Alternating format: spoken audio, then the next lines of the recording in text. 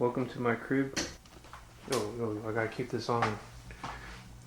It's gotta look cool for the video. There you go. Alright. So yeah, I'm gonna be doing a studio tour. Gonna show off what I have. I wanna kind of capture the moment while I can, while I have it. And let's get into it. Alright, so we're gonna start over here in the more non-music stuff. First of all, we got an Apple Watch over here. And nothing too crazy. Alright. I just use it to run. I don't want to use it to track everything I do, because that's kind of crazy. We have you don't need a gun. All you need is God. Alright? To all the people out there who think you need a gun, you're absolutely nuts. Alright?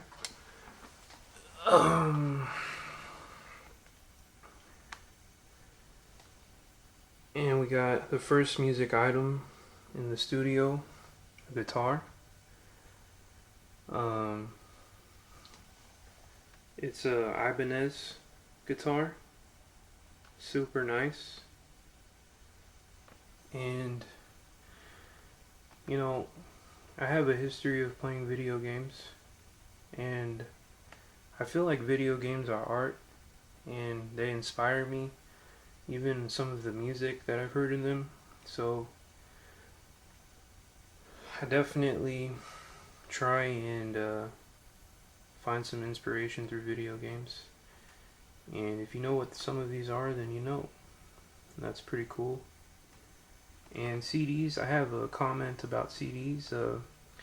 If your computer breaks down, at least you got a CD to back up your work.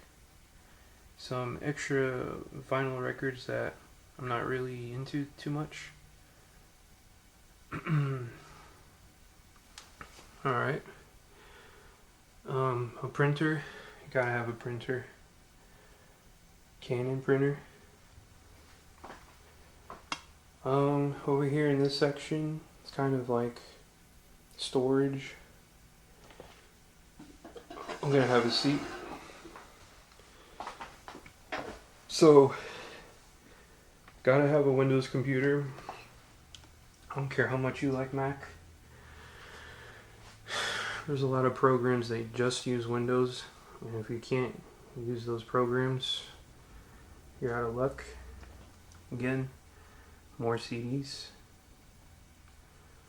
A film camera that my mother gave me, and I still gotta learn how to use film. Synthesizer. I should cover it, but I use it quite frequently, and so I don't. Then we got an Xbox. Again, I think Xbox is the best. I've never said that outright, but Xbox has Microsoft type games, and they have a good variety now. They used to not have a good variety of RPGs, but now they do. So actually I think Microsoft is the best for games. I used to think Sony, but I really like it now that I use this. Alright, and you gotta have a Wii. Yeah, you just gotta have one. This Wii, actually, I didn't camp for this, only for maybe 30 minutes outside of a Walmart. There was a website I used to go to that had all the leaks, like what stores had what stock, and they were just really rumors, and they didn't actually know if they had more units in stock, like PlayStation 3s and Wii's, but they actually did have the Wii's, and I got it right that time we went to, me and my mother went to 2 separate stores and we were wrong. So they were just rumors, but by the 3rd store they had a Wii. So that was cool, and it actually worked. So that's that exact Wii that I went out to Walmart for. We bought it in the Colony, Texas. That one. Alright. So the next thing that we have are cassette tapes. Just like CDs, I put all my music onto cassette tapes, and they sound really good. And some of them get really expensive. Like this is like a $5 tape. This TDK tape, and it sounds really good. It sounds almost like there's no noise.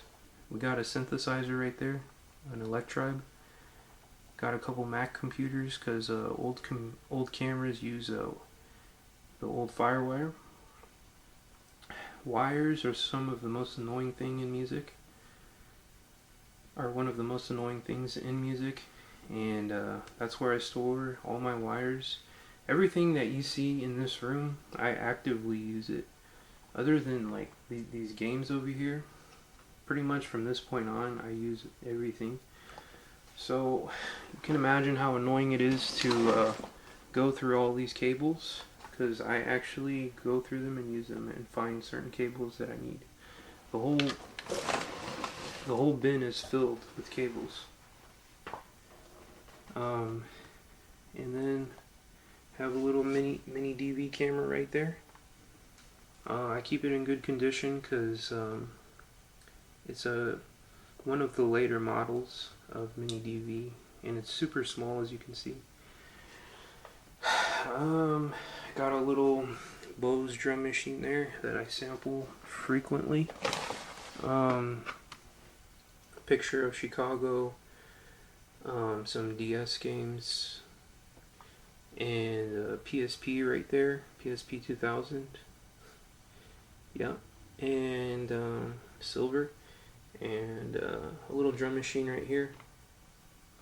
It's probably one of the best little drum machines in a small size. Okay, and then now we get into this section of the room. It's more important. We have all my floppy disks right there. I never want to leave stuff on the ground, so they're kind of a little bit off the ground within a wooden case. And then more floppy disks. My power situation is awful. I should have better power, but I just use regular power adapters and they work okay. They work fine. I've not had any problems. That's a lie. So, and then there's a zip disk drive for my Windows computer. It doesn't work properly. Don't know how to use it. There's a Windows XP computer right here. Used for old 32-bit programs that don't work on the Windows 11 computer. PlayStation 1. Actually, I use this for music. I use everything for music. Either I'll sample it, or there's some music programs on these older machines that I use, and it's a lot of fun. This is the TV I use. Alright, I gotta talk about this. This is my analog mixer, a Yamaha. Very famous model that has been reproduced over and over by Yamaha themselves. But this is an earlier model, and it works extremely well, and you can boost up the bass with this really loud, and it'll sound incredible. Super useful mixer. I never use all the channels, only about 2 or 3. These little lines here. At a time, and I use them to get a nice analog character to my sound. Okay, And before I get to this, I'm going to talk about what's over here more.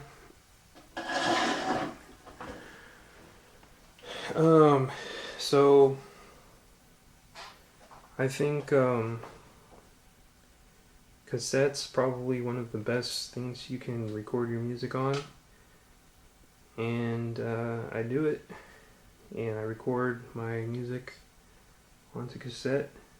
Sometimes I have this VHS DVD player to just play back old maybe like family videos or like tapes that I find like at thrift stores, and even sample them from the RCAs that are out in the back of this. So super useful. Okay, and that's my microphone. That's the stand. That's how I can talk into the mic properly for when I record videos. These are my monitors. They're just really pretty standard monitors. They're okay. They could be better. This is the keyboard I use. People got like $500 keyboards, $200 keyboards, but I just got this Mac keyboard. I thought it was cool, so I went with it. It's good wireless as well. This is the Novation keyboard. It's a piece of garbage, but it gets the job done, honestly. And these pads don't work that well. Like, they're not very... Ableton's not able to properly record your inputs. Let me show, of course, the computer. Let me log in. This is my Dell monitor. Dell has been used for a very long time, and it works great. Okay, don't look at my password.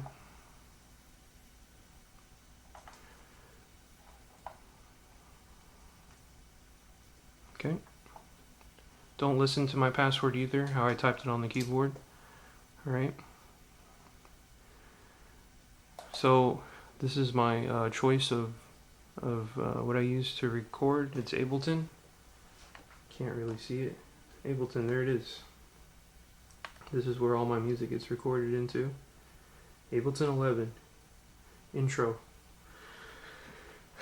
Only 16 channels. Alright. So, this is the camera I use to take photographs when I go out. And used now to record videos. I no longer want to use mini DV. It's a lot harder to use. Okay, now we're going to get into the actual music setup. So this is my modular system. It can be totally in sync with everything else I have. It's just a mixer right there, a sample playback device, an 808 kick drum, and a MIDI to CV converter, and a little attenuator just in case I need to use this. This has a line output, and it goes into the patch bay here, and the patch bay goes into the channels that are here on my mixer. Yeah, this is my digital mixer. It's connected into the Mac that I have. In order to make music, you need a decent computer, I really believe. This 2018 version is good enough for me. This mixer, I actually hate it, and I think it sucks. It doesn't sound that great, and it's very expensive, and I could have gotten something better for a more affordable price. But at the time I didn't realize it, and I thought I was buying the best thing I could. So, yeah. And this mixer doesn't turn on sometimes. It's totally awful. It's a brand new mixer. I bought it brand new. Okay. But this thing is better. Okay, and this is probably the most special machine that I have in this entire room. This is responsible for the sound that was used in Darude Sandstorm. This synthesizer. I've learned a lot about how synthesizers work through using this thing. I had no idea what I was doing when I got it. Like I have with everything else that I've owned through music. I never knew what I was doing until much later. And I still learn more about this thing as I use it. I use it probably for most of my songs now. Really awesome. Apache Bay really changed everything for me because it's incredibly easy to route things into your mixer that records audio. The Sakai sampler is amazing. I didn't like it at first. I kind of regretted what I purchased, but it was really expensive, relatively expensive, and I wanted to make a good effort to learn it, and I did, and when I started learning it, I actually started really liking it. These knobs here can actually change things in real time, like parameters. It's a good sampler, and it uses a hard drive, a regular disk hard drive, so it has a lot of storage. This uses floppies. This sounds better than the Z4 right here, but it uses floppies. That's the only bad thing about it, but it's just as good and better in certain ways. The pitch changes sound much better. Yeah, if you want good bass, get an old Akai. You're gonna hear some great bass from these machines. These DBX compressors are getting actually pretty popular, and I use it to boost the audio. I don't really use any compression. I think that's about it. That's my setup. Just have an extra TV right here for Windows. I think I explained that. What else could I talk about? I guess, on this desk I have, this is probably the cleanest this is going to be at all times because I use things here all the time. Let me explain a couple of things. This is a guitar effects pedal, and it's actually for this exclusively. So this sound goes into this pedal, and this pedal is really good, and it's affordable, and it's really good. My headphones are not good for music, but I use them. And I have two capture devices that I use alternatively for certain reasons. This one's better quality, but this one works with more software. And it's cheaper. It was only 24 bucks. If you want to get into capturing like video games or whatever you've got that can take HDMI input, do yourself a favor and just buy this. It's only 20 bucks.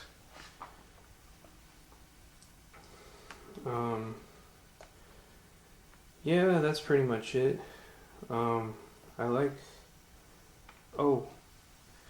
Got my Yamaha FM synthesizer. Sounds great. It's very affordable synthesizer. It works probably just as good as this, and it's only less than $100 at any given time, so you should definitely get one if you're interested in learning synthesizers. But it's not easy to use at all. Like, you have to have a program that can send patches into that so that you can have different sounds. Otherwise you're using stock sounds within that. To be honest, this studio is great. I would never imagine like having any of this. Um, yeah, and I definitely take advantage of it and use it everything here like all the time. Um, I think video games are a very big inspiration. I used to hear like all kinds of music in video games, and I started to try and want to learn how to make it.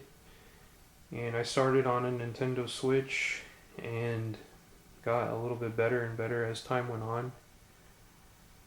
And then I started buying equipment like crazy. I started buying things like crazy, and I found a certain group of instruments that actually make sense to me and that I feel are like the better choice. So I've definitely brought instruments in and taken instruments out. You gotta kind of just use what works well for you, and never would have imagined doing music how to the capacity that I do it. It's kind of always been something that I've really been interested in as a little kid, like how things work, and I kind of figured it out actually 100%. Well, through the help of some YouTube tutorials, a lot of them figured out how to do certain things. Certain things are actually not clear on YouTube, and you have to just learn it yourself, and you can't Google a lot of things. You have to just learn how to do it. Just hop into it, read a whole bunch of manuals, you'll figure things out. Yeah, I feel like I'm kind of living out at least one of my dreams, which is to kind of understand how some of this stuff works.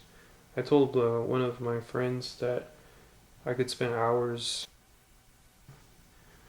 just in the music studio learning things, and I feel like I'm actually doing that now, and it's crazy to me that I actually can do what I want.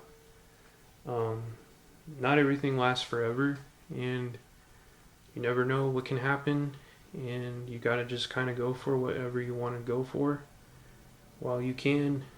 And yeah, I could lose my eyesight tomorrow. I could lose my ears tomorrow. You never know. Yeah, so just do it right now while you can. All right. I enjoy this stuff so much, and can't wait to actually release some music. All right. Always working on some jungle music, some techno music. Peace out.